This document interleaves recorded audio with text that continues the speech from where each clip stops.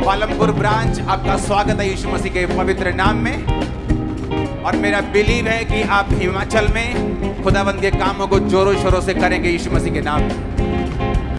कभी यह पेट में मरे हुए बच्चे को जिंदा करने का दावा करता है, कभी यह टूटी हुई रीढ़ की हड्डी वालों को पैरों पर खड़ा करने का चमत्कार बताता है, कभी अधरंग फ्रैक्चर वीज़ा पेट की पथरी निकालने और ब्लीडिंग को रोकने की बात करता है। इसका नाम है अंकुर जोसेफ नरूला। मोदी सरकार से विनती है कि इन्हें भारत का स्वास्थ्य और रोजगार मंत्री बना दिया जाए। अगर नहीं तो हिमाचल सरकार के मुख्यमंत्री के सलाहकार की नौकरी तो दी जा सकती है। ईसाई मिशनरियों ने हिमाचल प्रदेश पर चौतरफा हमला बोल दिया है। ये मिशनरी भारत में पिछले 400 सालों से सक्रिय हैं। इन्होंने भारत में चावल की बोरी बांटकर भी हिंदुओं को ईसाई बनाया है। जब चावल की बोरी काम ना आई तो अब पाखंड फैलाकर मुर्दे को जिंदा करने की भ्रांतियां फैला ये हिमाचल प्रदेश के कांगड़ा जिले के पालमपुर के गीता पीठ में अपना डेरा जमा चुके हैं। पालमपुर के भोले भाले हिंदुओं को मैं बताना चाहता हूं कि पिछले वर्ष ऊना का एक किडनी रोगी भी अंकुर नरूला की जालंधर स्थित इसी चर्च के हेडक्वार्टर गया था।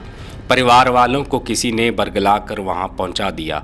सारा दिन धूप में भूखा प्यासा रखा गया, किसी ने नहीं पूछा और जब थक हार कर ऊना के अंदौरा गांव पहुंचा तो उसने दम तोड़ दिया। अगर इन ढोंगियों के पास शक्ति होती तो मरीज की जान क्यों गई? अगर इस चर्च में प्रार्थना करने से असाध्य रोग ठीक होते हैं तो ईसाई मत के सबसे बड़े धर्मगुरु पोप के घुटनों को अंकुर नरूला ठीक क्यों नहीं कर पाया? इटली की राजधानी रोम में स्थित वेटिकन सिटी ईसाई मत के लोगों का सबसे बड़ा धार्मिक स्थान है। अगर चर्च के अंकुर जोसेफ नरूला जैसे पादरी प्रेयर करवाकर मरीज ठीक करते हैं तो इटली की सरकार अपनी जीडीपी का लगभग 9% स्वास्थ्य सेवाओं पर खर्च क्यों करती है, जबकि भारत में सेहत सेवाओं पर जीडीपी का मात्र 2% खर्च किया जाता है। अब पूरी दुनिया में ईसाई मत फैलाने वाला रोम और इटली चर्च के भरोसे नहीं है तो सत्य सनातन वैदिक धर्म और योग आयुर्वेद की भूमि भारत में यह पाखंड क्यों झेला जाए? देवता भी पुण्य भूमि भारत में जन्म लेने के लिए तरसते हैं। उस देश में ऐसे पाखंड क्यों फैल रहे हैं? अंकुर नरूला को यह भी पता होना चाहिए कि विश्व के 158 देशों में ईसाई मत बहुसंख्या में है, जबकि हिंदू देश मात्र 2 ही हैं, नेपाल और भारत। अब उन 158 देशों के स्वास्थ्य मंत्रालय चर्च में शिफ्ट क्यों नहीं हो जाते? हेल्थ मिनिस्टर का पद हेल्थ प्रीस्ट में बदल देना चाहिए, लेकिन ईसाई मिशनरी इटली और कुल 158 देशों से तो पैसे लेंगे, लेकिन वहां इस तरह से मरीज ठीक करने की हिमाकत नहीं करेंगे। 158 ईसाई देश अंकुर नरूला की साइन एंड वंडर चर्च के दावों को नहीं मानते तो फिर पालमपुर या जालंधर वाले इस कोरी बकवास को क्यों सहन करें? हिमाचल का कोई भी नेता इसका पुरजोर विरोध नहीं करेगा, क्योंकि नेता स्मार्ट होता है, उसे किसी भी समाज के सामने बुरा नहीं बनना है। समाज को बांट बांट कर तो उसकी दुकान चलती है। ऐसे में मार्केट में आने वाले नए प्रोडक्ट की निंदा वह क्यों करे?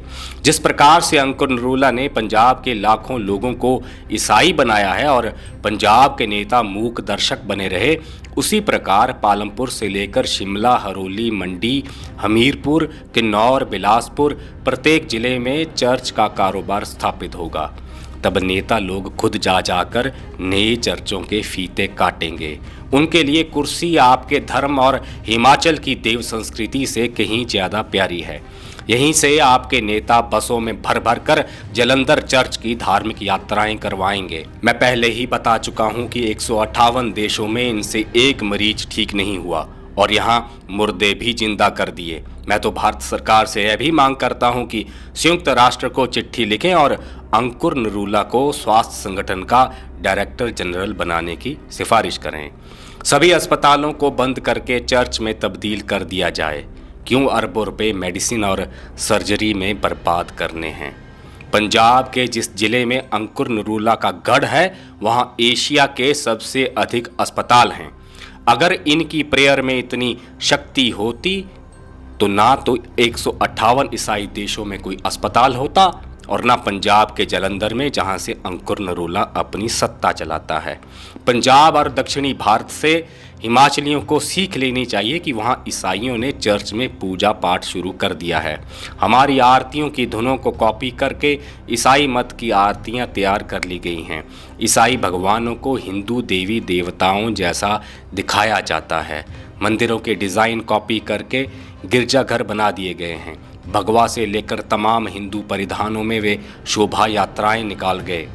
आपको चर्च और मंदिर में कोई अंतर नज़र नहीं आएगा। यह सब हिंदुओं को जाल में फंसाने का एक षड्यंत्र है। पंजाब में तो खालसा के 5 ककार यानी केश, कड़ा, कच्चा, कृपाण और कंघा के साथ सिख ईसाई बन रहे हैं। पंजाब का सिख बड़ी गिनती में गुरुओं के पंथ को त्याग चुका है, यानी धर्म परिवर्तन कर चुका हिंदू हम सभी के बीच हिंदू बनकर रहेगा। वही बिंदी, साड़ी, सिंदूर, पगड़ी इत्यादि कागज़ों पर भी हिंदू धर्म लिखवाएगा, लेकिन प्रेयर ईसाइयों की करेगा। भारत के लाखों ईसाई आज भी आरक्षण का लाभ ले रहे हैं, यानी वे मन से हिंदू नहीं हैं, लेकिन हिंदू के छद्मवेश में वे सनातनियों की आत्माओं को हार्वेस्ट करते रहेंगे। ईसाई दावा करते हैं कि जो उनके मत को नहीं मानते वे नर्क में जाएंगे, इसलिए उनकी आत्माओं को फसल की तरह काट कर ईसाई बनाना उनके लिए बेहद ज़रूरी है। मिशनरी लोग जिहादियों की तरह पूरी दुनिया को कन्वर्ट करना चाहते हैं, अर्थात दूसरे धर्मों का समूल नाश ही ईसाई मिशनरियों और इस्लामिक जिहादियों का सबसे बड़ा लक्ष्य है। इसलिए इन धर्म परिवर्तन के अड्डों का पूरी तरह से बहिष्कार करें। संत समाज भी इस पर खुलकर बोले, क्योंकि भक्तों को नचा नचा कर कुछ नहीं होगा। उनके भीतर शत्रु बोध पैदा कराएं। सनातन कहीं नहीं कहता कि जो हमारे मत को नहीं मानता वह नरक जाएगा, इसलिए आंखें खोलिए। हिमाचल में तेजी से मस्जिदों, मज़ारों, चर्चों और कब्रिस्तानों की गिनती बढ़ती जा रही है। यहाँ की डेमोग्राफी भी बदल रही है। हिमाचल के प्रत्येक गांव में मिशनरी पहुँच चुके हैं। जो 80 और 90 के दशक में स्कूल जाते थे उन्हें तो याद होगा कि किस तरह से यीशु मसीह की मुलायम पन्नों वाली रंग बिरंगी किताबें और कॉमिक्स बच्चों को फ्री में बांटी जाती थीं, वह भी सरकारी स्कूल में। स्वर्गीय राजा वीरभद्र सिंह जी ने ईसाई मिशनरियों के इरादों को भांप लिया था और धर्मांतरण विरोधी कानून बनाकर चर्च के षड्यंत्र को कुचलने का कार्य किया। संशोधित कानून को भी लागू नहीं किया गया है, इसलिए हिमाचल प्रदेश का धार्मिक स्वतंत्रता अधिनियम 2022 स्पष्ट रूप से कहता है कि धोखाधड़ी, बल, अनुचित प्रभाव, जबरदस्ती, प्रलोभन, शादी या किसी भी कपटपूर्ण तरीके से किया जाने वाला धर्मांतरण पूर्ण रूप से प्रतिबंधित है और दोषियों को 10 साल की सजा हो सकती है। ऊना में कानून के विद्यार्थी रोहित सिंह कटवाल ने यह विषय हिमाचल सरकार के समक्ष पेश किया है। चीफ सेक्रेटरी ने कांगड़ा के डीसी को जांच करने के आदेश भी दिए हैं। रोहित बताते हैं कि जब उन्होंने कांगड़ा और ऊना के पुलिस अधीक्षकों को शिकायत भेजी तो किसी सहगल नाम के शख्स का उन्हें कॉल आता है कि आपने शिकायत क्यों की, आपने गलत किया है। उस सहगल ने खुद को ऊना विधानसभा क्षेत्र का वासी और एक पार्टी का कार्यकर्ता भी बताया है। देखिए, हम सभी को क्रिप्टो क्रिश्चियन लोगों से सावधान रहना होगा। जैसे 5 ककार डाल सिक्खी स्वरूप में दिखने वाला अंदर से ईसाई हो सकता है, उसी प्रकार हिंदू नाम वाला भी ईसाई हो, इसकी भी संभावना है। दक्षिणी भारत के डीएमके और वाईएसआर पार्टी के अनेक नेता क्रिप्टो क्रिश्चियन बन चुके हैं। वह दिखते हिंदू हैं मगर होते ईसाई हैं। ऐसे लोग हिंदू संस्थानों को कमज़ोर करते हैं, सनातन धर्म को नीचा दिखाने के लिए हिंदू परंपराओं का खंडन करते हैं और ईसाइयत को बढ़ा चढ़ाकर बताते हैं।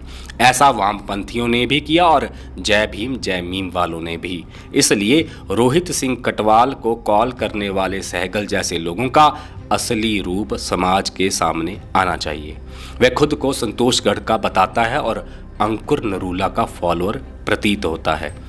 कोई माने या ना माने, यह एक वैचारिक युद्ध है। भारतीय और विदेशी संस्कृतियों का टकराव है। कॉन्वेंट स्कूलों में मेहंदी, तिलक और कलावे को ऐसे ही प्रतिबंधित नहीं किया गया था। पूरे विश्व में भारत के विरुद्ध षड्यंत्रों को तो सदियां बीत चुकी हैं। इसलिए भारत पर थोपे गए इस छद्म युद्ध को जीतना है तो सनातन के संस्थानों को मजबूत और दैवी शक्तियों को प्रसन्न करना होगा। उसके लिए सबसे पहले हमें सरकार के नियंत्रण में चल रहे मंदिरों को स्वतंत्र कराना है। देखिए, चर्च का पैसा चर्च के लोगों द्वारा अपने ईसाई मत के प्रसार में प्रयोग होता है। मस्जिदों का धन जिहाद में लगता है। गुरुद्वारों का धन गुरुघरों को व्यवस्थित और समाज कल्याण में लगता है। इन तीनों मत संप्रदायों के धार्मिक स्थल इनके अपने समाज के अधीन हैं। सरकारें वहां घुसने की हिमाकत नहीं करती, लेकिन हिंदुओं के हजारों शक्ति स्थल विभिन्न राज्य सरकारों के कब्जे में हैं। हिमाचल में भी ऐसा ही है। हिमाचलियों ने जब अपने मठ मंदिरों का धन चुराना शुरू किया, चढ़ावे को कुछ लोगों ने अपनी निजी संपत्ति माना, धन और गद्दी के लिए अधर्म के कार्य और कोर्ट केस किए, तब सरकार को दाखिल होने का बहाना मिल गया। इसलिए जो समाज अपने धर्मस्थलों को सही से नहीं चला सकता है, वह ईसाई मिशनरियों और जिहादियों के विरुद्ध क्या खाक लड़ाई लड़ेगा। पालमपुर में शुरू हुए धर्मांतरण के अड्डे के विरुद्ध माता ब्रजेश्वरी मंदिर, माता ज्वालाजी मंदिर, बाबा बैजनाथ जी, माता चामुंडा देवी और मां बगलामुखी मंदिरों के ट्रस्ट और भक्त कड़ा संज्ञान लें। सभी मंदिरों के ट्रस्टों को एकजुट होकर धर्म परिवर्तन के अड्डों का पूरी ताकत से विरोध करना चाहिए। एक बार ओशो ने ईसाई मिशनरियों के बारे में कहा था, बड़े धार्मिक कार्यों में लगे हैं मगर मौलिक भ्रांतियां वहीं की वहीं। मदर टेरेसा को नोबेल प्राइज मिली क्योंकि उन्होंने गरीबों की बड़ी सेवा की। वह सरासर झूठ बात है। ये सब जालसाजियां हैं। अनाथालय खोल रखे, विधवा आश्रम खोल रखे, ये दीन दरिद्रों की सेवा और कुछ भी नहीं है सिवाय कैथोलिक ईसाई धर्म का प्रचार। कैसे कैथोलिकों की संख्या दुनिया में बढ़ जाए। ऊपर सेवा को लेकर बड़ी बड़ी बातें और नीचे बस यही कोशिश की कैसे ईसाइयों की संख्या बढ़ाई जाए। अगर आज हमने विरोध नहीं किया तो हिमाचल का केरल बनना तय है। वह समय दूर नहीं जब हिमाचल के लाखों लोग इस चर्च में चिल्लाते हुए नजर आएंगे। अभी भी समय है, जाग जाओ। अगर आपको लगता है कि हम सही कार्य कर रहे हैं तो नीचे दिए गए यूपीआई, पेटीएम, जीपे नंबर पर सहयोग भेज सकते हैं। धन्यवाद। जय भवानी, हर हर महादेव।